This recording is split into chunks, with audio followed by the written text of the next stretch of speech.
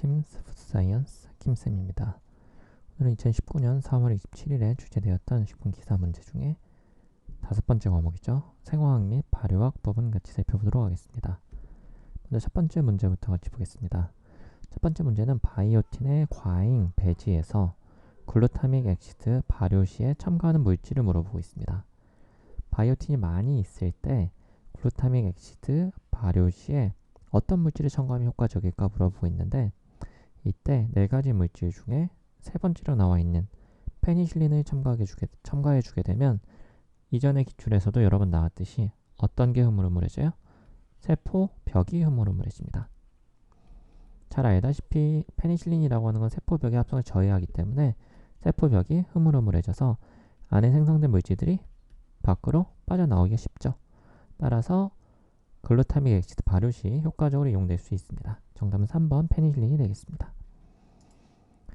이어지는 문제는 지용성 비타민이죠. 비타민 D에 대한 설명으로 틀린 것을 물어보고 있어요. 비타민 D는 아이소프렌 단위의 축합체로 만들어진 아이소프레노이드 화합물이 맞고요. 비타민 D를 포함해서 비타민 A, E, K는 어떤 물질이에요? 수용성 아니죠? 지용성 비타민입니다. 정답은 2번. 그리고 이 비타민 D는 피부에서 광화학 반응에 의해서 7디하이드로 콜레스테롤로부터 합성이 됩니다. 콜레스테롤도 어떤 물질이죠? 지용성 물질로부터 비타민 D가 합성된다는 걸 확인할 수 있고, 우리는 이러한 지용성 물질을 보통 안 좋다라고 이야기하지만 지용성 비타민 합성에 있어서 전구체로 이용될 수 있습니다. 또한 비타민 D3는 1,25의 디하이드록시 비타민 D3로 전환돼서 추후에 칼슘 대사를 조절하게 됩니다. 1번과 3번, 4번은 맞는 설명, 2번에 수용성 아니고 지용성 비타민이 되겠습니다. 예지는 문제는 우리 아미노산은 어떤 기가 있어요? 아미노기가 있죠. 이 아미노기가 나중에 분해돼서 우리 생체 내에서 이용이 됩니다. 이 아미노기의 대사 경로가 아닌 걸 물어보고 있어요. 대표적인 대사 경로는 뭐가 있죠? 여러분 잘 알고 있는 거, 간에서 유레아 사이클, 요소 회로죠. 회로를 거쳐 유레아로 합성이 돼서 배출이 됩니다. 맞는 설명. 또는 알파 케토엑시드와 결합해서 아미노산을 생성할 수 있어요. 분해된 아미노기가 다시 아미노산 생성에 이용될 수 있습니다. 또는 해독작용의 하나로서 글루타민을 합성할 수 있고요. 그런데 간에서 당을 새로 만드는 당 신생성, 영어로는 글루코네오제네시스 과정에 아미노기가 쓰이지 않습니다. 당에는 아미노기가 필요가 없죠. 따라서 당을 만드는 글루코네오제네시스엔 NH3가 필요 없겠다라고 생각을 할 수 있겠습니다. 정답은 4번이 되겠습니다. 자, 이어지는 문제는 고농도의 유기물을 처리하기 위한 메탄 발효법을 물어보고 있습니다. 이건 조금 생소할 수도 있는데, 이 메탄 발효법은 어떤 방법이냐면 혐기성 메탄균이라는 걸 이용을 해서 분해해서 뭐를 분해해요? 유기물을 분해해서 처리하는 것을 의미합니다. 자, 혐기성 메탄균을 이용한대요. 그럼 어떤 처리법에 해당이 되겠어요? 4가지 중에 혐기적 처리법이 되겠습니다. 정답은 3번입니다. 이어지는 문제는 전분 당화 효소 중에 전분을 당화하는 전분으로부터 글루코즈, 포도당을 만드는 여러 가지 요소가 있어요. 이 당화 요소 중에 알파 1사결합, 알파 1사결합은 뭐죠? 이 당이 이렇게 가로로 연결되어 있는 게 1사결합, 세로로 연결되어 있는 게 16결합이었어요. 알파 1사를 무작위적으로 가수 분해한대요. 그리고 알파 16 가지는 자를 수 없는 엔도 타입은 뭐였죠? 중간부터 자르는 효소를 물어보고 있습니다. 잘 알고 있죠? 이런 효소의 이름은 뭐예요?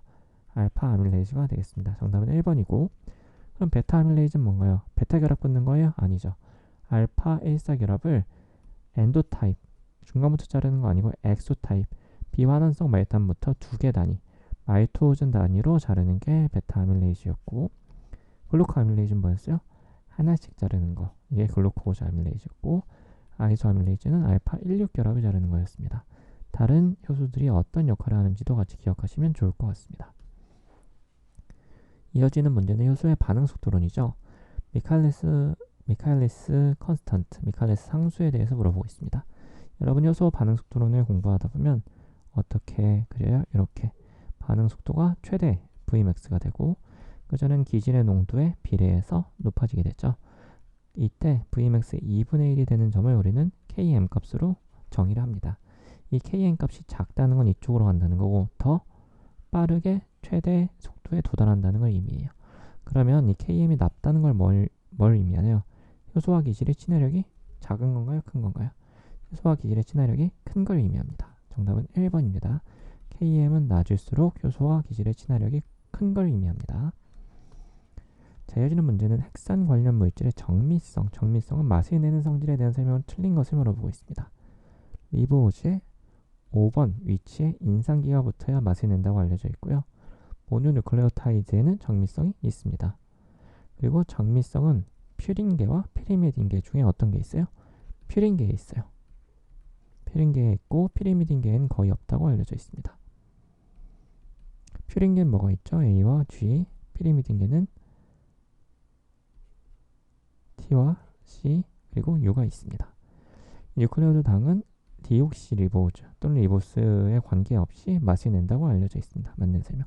정답은 3번이 되겠습니다. 자, 해주는 문제는 효소와 기질이 반응을 하는데 기질의 구조가 조금만 달라도 효소가 활성을 갖지 못하는 걸 뭐라고 부르는지 물어보고 있습니다. 이걸 효소와 기질을 뭐라고 부르죠? 바로 기질 특이성이라고 부릅니다. 기질에 대해서 구조가 조금만 달라도 활성을 갖지 못하는 건 특정한 기질에 대해 특이성을 갖고 있기 때문이고, 활성 부위는 뭐예요? 어떤 요소가 있을 때 기질과 달라붙어서 기질을 변화시키는 특정한 부분을 우리는 활성 부위라고 부릅니다.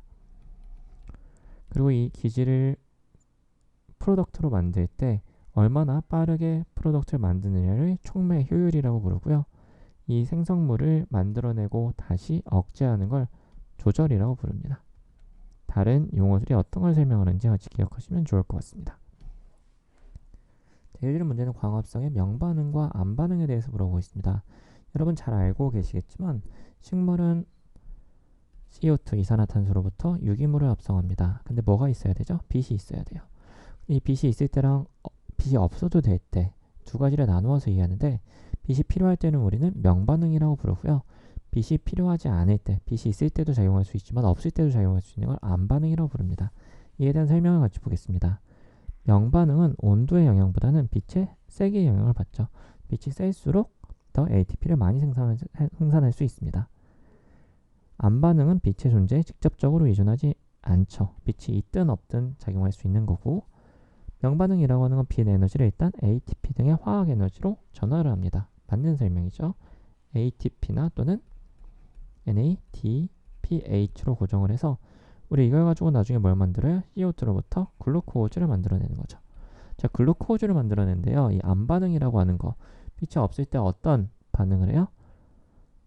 만들어낸 ATP와 또는 NADPH를 이용해서 지수를 고정하나요? 아니죠. 탄소를 고정하는 거죠. 탄소를 고정해서 뭘 만들어요? 글루코즈를 만드는 게 바로 암반응으로 이해하시면 되겠습니다. 대표적으로 어떤 회로가 있어요? 켈빈 회로가 있으니 같이 기억하시면 좋겠습니다.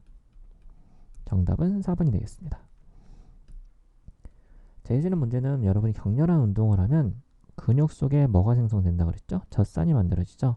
근데 이 젖산이 계속 축적되면 우리 몸이 근육통으로 아파지고 문제가 생긴댔어요. 이 젖산을 다시 없애줘야 된댔어요. 어디서 없앤다 그랬어요? 간으로 이동시켜서 없앤다 그랬습니다.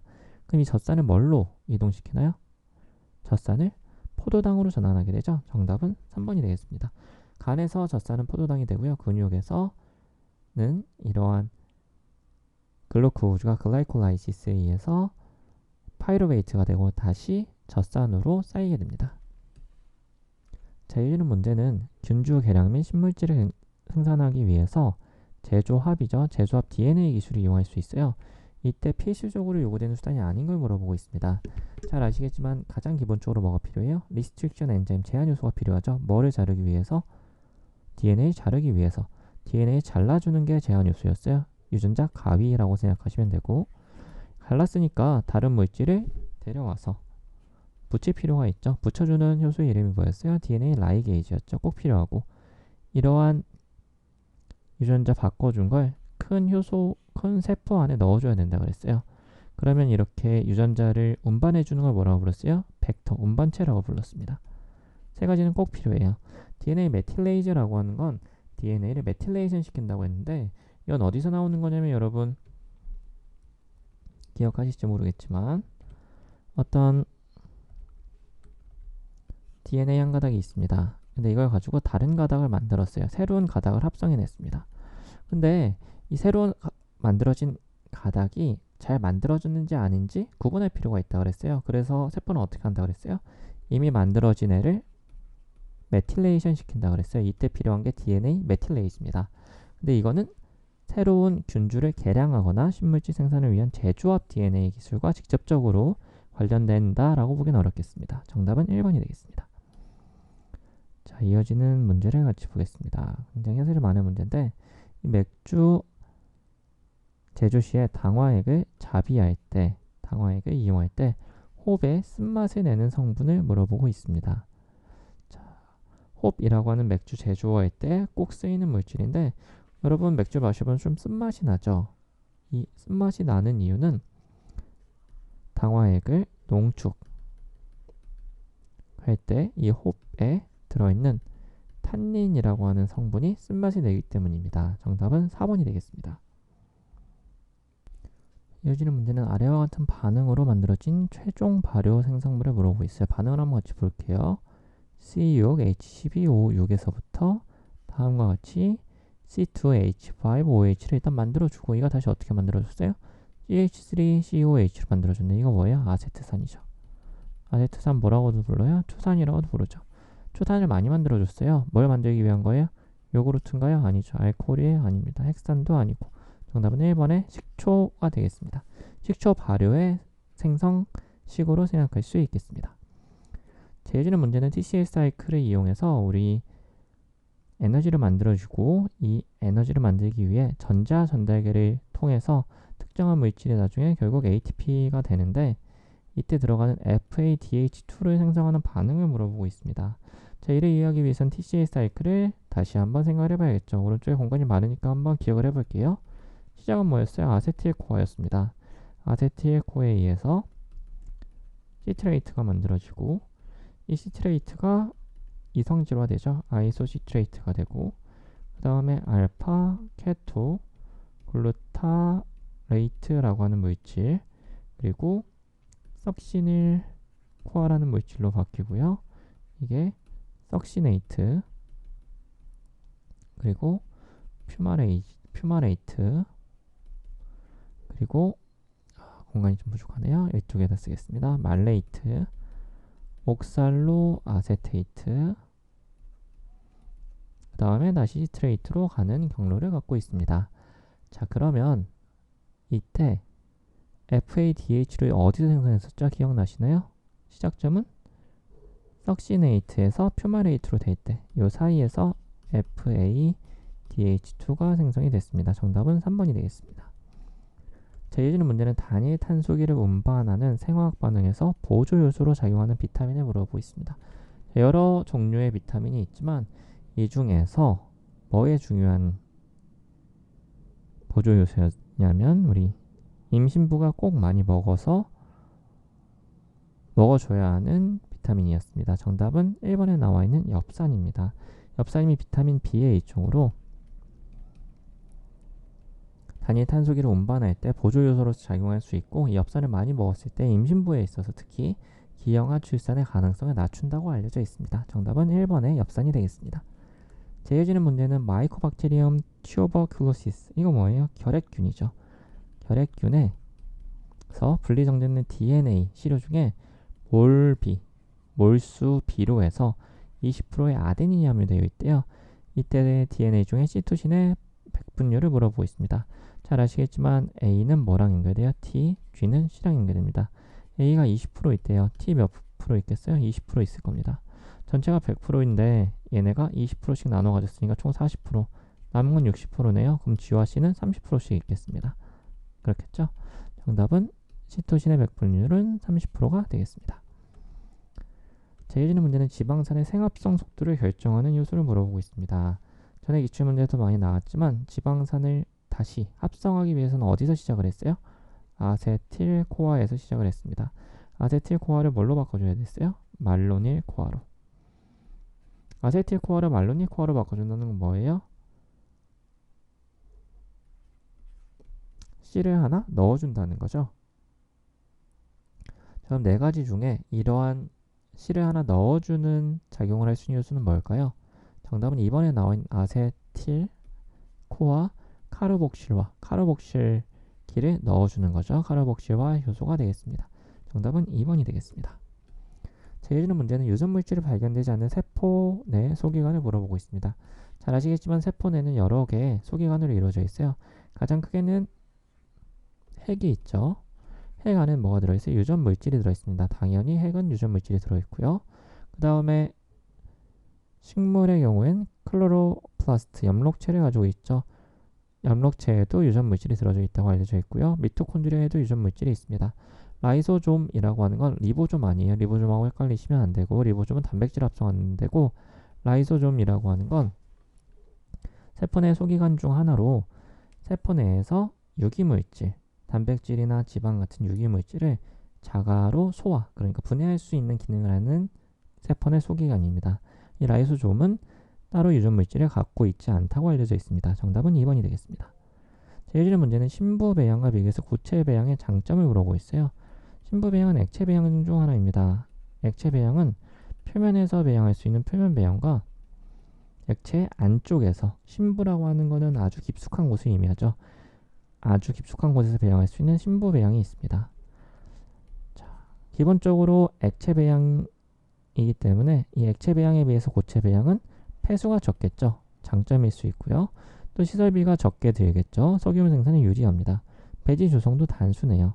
근데 액체 배양에서도 곰팡이가 오염될 수 있지만 고체 배양에서도 곰팡이 오염될 수 있습니다. 따라서 정답은 1번이 되겠습니다.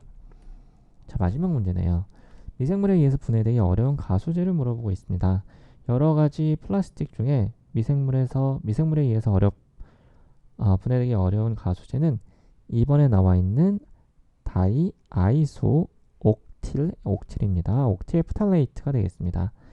이거는 C24H38O4의 분자식을 가지고 있는 물질로 프탈레이트계 가소제에 해당이 돼요. 프탈레이트계라고 하는 건 어떤 플라스틱을 조금 더 부드럽게 만들기 위한 가소제를 의미합니다. 넣는 물질을 의미하는데, 이 다이아이소 옥틸 프탈레이트라고 하는 물질이 미생물에 의해서는 분해되기 어렵다고 알려져 있습니다. 정답은 2번이 되겠습니다. 이렇게 2019년 4월 27일에 출제되었던 식품 기사 문제 중에 5번째 과목 생화학 및 발효학 같이 살펴보았습니다. 혹시라도 내용이 충분하지 않거나 추가적인 설명이 필요하면 언제든지 댓글이나 메일로 문의 주시기 바랍니다. 오늘은 여기까지 하겠습니다.